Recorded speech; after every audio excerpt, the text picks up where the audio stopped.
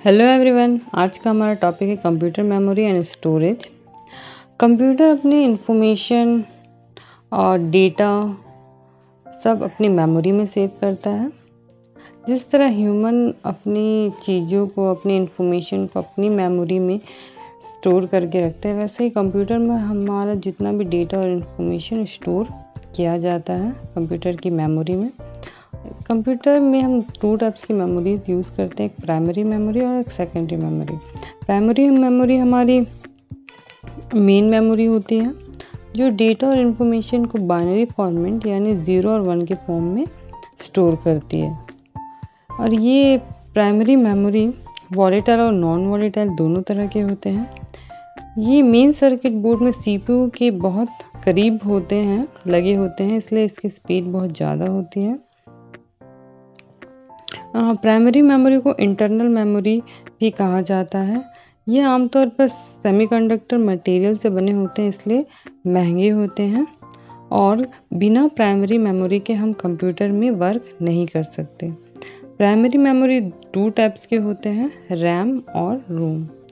जो रैम है हमारा रैंडम एक्सेस मेमोरी, ये वॉलेटाइल होते हैं। वॉलेटाइल का मतलब ये होता है कि अगर कंप्यूटर ऑफ हो जाए, बंद हो जाए, तो उसका जो डेटा होगा वो डिलीट हो जाएगा, उसे पुनः प्राप्त नहीं किया जा सकता। हमारे रैम में टू टाइप्स के हमारे पास रैम होते हैं, static RAM, dynamic RAM. Static RAM static random access memory या फ्लिप फ्लॉप से मिलकर बने होते हैं और ऑटो रिफ्रेश होते हैं। इसमें डेटा अधिक समय तक रखा नहीं जा सकता और ये महंगे मेमोरी होते हैं। इसकी एक्सेस स्पीड रैम से बहुत अधिक होती है। फिर नेक्स्ट हमारा डी रैम होता है, डायनेमिक रैंडम एक्सेस मेमोरी। यह जल्दी रिफ्रेश होते हैं। ये 1 सेकंड में 1000 बार रिफ्रेश हो जाते हैं, इसलिए इसका स्पीड क्या होता है, स्लो होते हैं। और रिफ्रेश का मतलब यहाँ पे इलेक्ट्रॉनिक चार्ज और डिस्चार्ज से है। यहाँ पे आप देख सकते हैं एस रैम और डी रैम के यहाँ इमेजेस दिए हुए हैं। फिर नेक्स्ट हमारा आता है रोम, रीड ओनली मेमोरी। रोम भी एक हार्डवेयर डिवाइस है और ये एक नॉन वॉलेटाइल मेमोरी है। नॉन वॉलेटाइल मेमोरी का मतलब है कि कंप्यूटर ऑफ होने के बाद भी डेटा हमारा डिलीट नहीं होता है और यह प्राइमरी मेमोरी के सेट बायोस में होता है और ये कंप्यूटर के मदरबोर्ड में स्थायी रूप से लगा होता है, इसे हम बाजार से खरीद नहीं सकते। रोम हमारे 3 टाइप्स के होते हैं, पी रोम, ईप्रोम और ईपी रोम।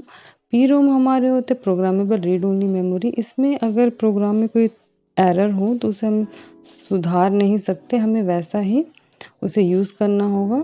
फिर नेक्स्ट हमारा ईप्रोम होता है erasable programmable read only memory. इसमें हम डेटा में अगर कोई एरर है तो हम उसे इरेज कर सकते हैं। इरेज करने के लिए अल्ट्रा वायलेट लाइट का यूज़ किया जाता है, बट इसमें हम डेटा को इरेज करने के लिए रोम को निकालना पड़ता है और अल्ट्रा वायलेट लाइट से डिलीट करके फिर उसमें डेटा को स्टोर करके उसे फिर से लगाना पड़ता है। तो इसमें टाइम और पैसे की बहुत लागत हो जाती है ऐसा करने से। फिर नेक्स्ट हमारा होता है ईप्रोम। ईप्रोम में electronic erasable programmable read only memory, जो कि डेटा को इलेक्ट्रिसिटी के थ्रू इरेज करता है, इलेक्ट्रिक के थ्रू इरेज करता है। और ये मदरबोर्ड और उसमें डेटा को इरेज करने के लिए मदरबोर्ड से निकालने की ज़रूरत नहीं होती, हम डेटा को वहीं पे इरेज करके डेटा को फिर से स्टोर भी कर सकते हैं। आजकल के जितने भी कंप्यूटर्स आते हैं या मदरबोर्ड्स लगे जाते हैं कंप्यूटर में, उनमें ईप्रोम का ही यूज़ किया जाता है। फिर नेक्स्ट हमारा है cache memory. Cache memory RAM और सीपीयू के बीच में लगा होता है और ये दोनों के बीच में ब्रिज का काम करता है। कैश मेमोरी से रैम की स्पीड बढ़ जाती है। जनरली 3 टाइप्स के कैश मेमोरीज होते हैं। नेक्स्ट हमारा secondary memory. Secondary memory hardware devices होते हैं जो कंप्यूटर में डेटा स्टोर करने के लिए बाहर से लगाए जाते हैं। इसमें हमारे पहले आते हैं मैग्नेटिक टेप। ये मैग्नेटिक ऑक्साइड का इसमें एक लेपन लगा होता है जिसमें ऑडियो वीडियो हम सारी चीज़ें स्टोर करके रख सकते हैं, बट ये सिक्वेंशियल होते हैं। इसमें हम सिक्वेंशियल एक्सेस मेथड यूज़ करते हैं, मतलब इसमें जो भी हम डेटा स्टोर करेंगे उसे हम सिक्वेंशियल ही वन बाय वन ही एक्सेस कर सकते हैं। फिर नेक्स्ट था हमारा मैग्नेटिक डिस्क, ये डायरेक्ट एक्सेस होते हैं। इसमें हम डायरेक्ट एक्सेस मेथड यूज़ करते हैं, जिसकी वजह से हम डेटा को डायरेक्ट भी एक्सेस कर सकते हैं। तो मैग्नेटिक डिस्क में हमारे हार्ड डिस्क और फ्लॉपी डिस्क आता है। यहाँ पे हार्ड डिस्क भी डेटा को स्टोर करने के लिए शुरू में इस्तेमाल किया जाता था, बट आजकल वीडियोग्राफी और फोटोग्राफी में भी इसका बहुत यूज़ किया जाता है। सेम फ्लॉपी डिस्क भी हम क्या करते हैं, डेटा स्टोर करने के लिए यूज़ करते हैं। इसमें ट्रैक्स एंड सेक्टर्स में डेटा क्या करते हैं, स्टोर होता है। नेक्स्ट हमारा सीडी होता है, कॉम्पैक्ट डिस्क।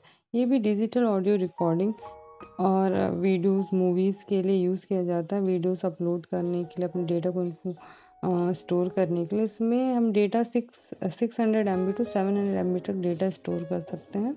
इसमें रीड एंड फिर हमारे डीवीडी आते हैं।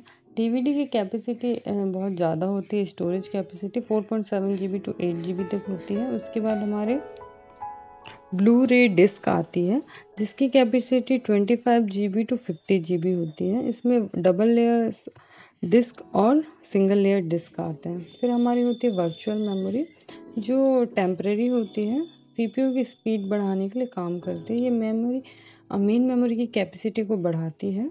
जब भी मेन मेमोरी को स्पीड की ज़रूरत होती है तब वर्चुअल मेमोरी का यूज़ किया जाता है। फिर हम देखेंगे मेमोरी यूनिट। जैसे मेमोरी की जो सबसे छोटी यूनिट होती है वो बीट होती है 0 और 1। फिर उसके बाद निबल जो 4 bit and then bytes 8 bit. फिर नेक्स्ट हमारे केबी आते हैं, जिसमें 1024 बाइट होता है। फिर उसके बाद एमबी, जिसमें 1024 केबी। यही सीक्वेंस हमारा लास्ट तक चलता रहता है।